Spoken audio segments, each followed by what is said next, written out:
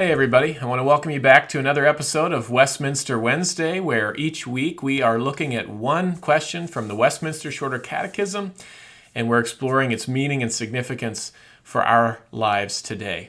And in our last episode, we looked at question 17, and we saw that the fall brought mankind into a state of sin and misery. And so in today's episode, what we're going to explore is what it means that we are in a state of sin. And then in the next episode, we'll look more deeply at what it means that we're in a state of misery. So we're looking at the effects of the fall. And as I said, in this episode, we want to explore specifically that first part of what it means that we're in a state of sin. And if we look at question 18, that's exactly what it explores. Question 18 asks, wherein consists the sinfulness of that estate into which man fell?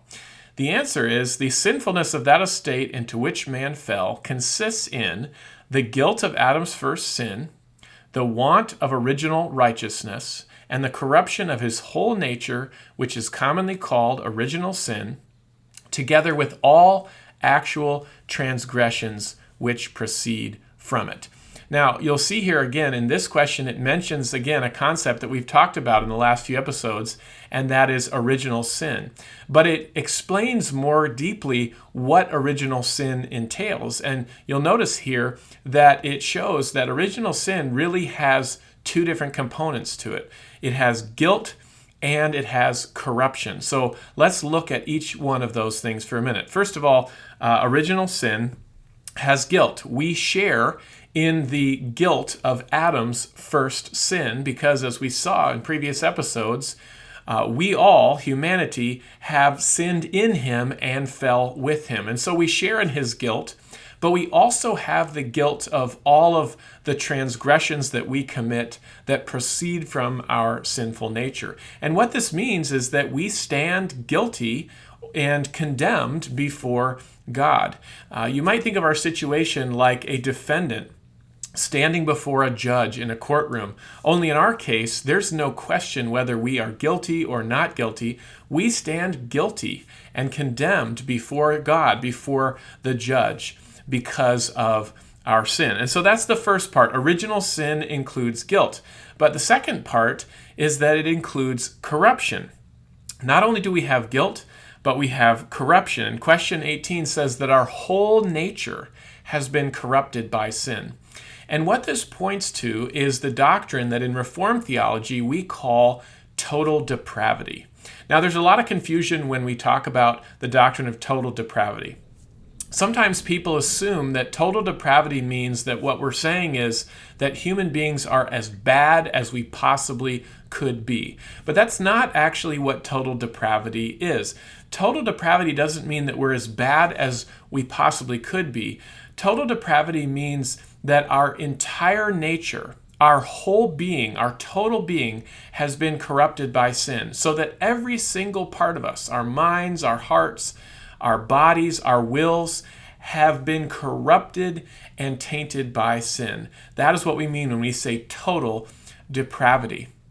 Now, to give an illustration of what this means, you might think of, imagine you're sitting and about to drink a glass of pure, crystal clear, wonderful spring water. But then imagine that I come along and I take a little dropper and I drop one tiny drop of poison into that big glass of spring water. Now, of course, you would not drink that water after I had dropped that poison in, even though that drop was just one tiny drop in that large glass of water. You would know that that drop had permeated and contaminated and spread to every single part of that water. And that's the way sin works. Sin works in the same way. It has corrupted our entire being. It has permeated every single part of us so that our entire selves, our minds, our bodies, our hearts, our wills have all been corrupted by sin. That's what we mean when we refer to total depravity.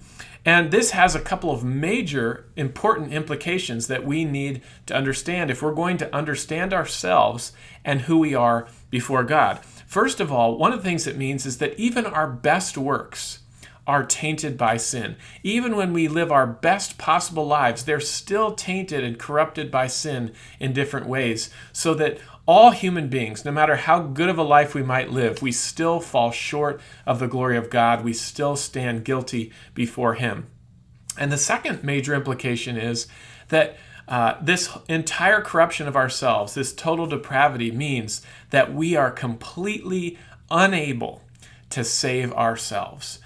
Total depravity means that if left to ourselves, we will never be able to save ourselves and choose God because we have been so corrupted by sin. And so our only hope is for someone to come and rescue us from the outside. We need to be rescued from ourselves. And thankfully, the good news of the gospel is that God did send His Son to come and rescue ourselves. But before we can receive the rescue that only Christ can provide, we have to first see our fallenness, our guilt, and our corruption, and our complete inability to do anything we can to save ourselves from this predicament.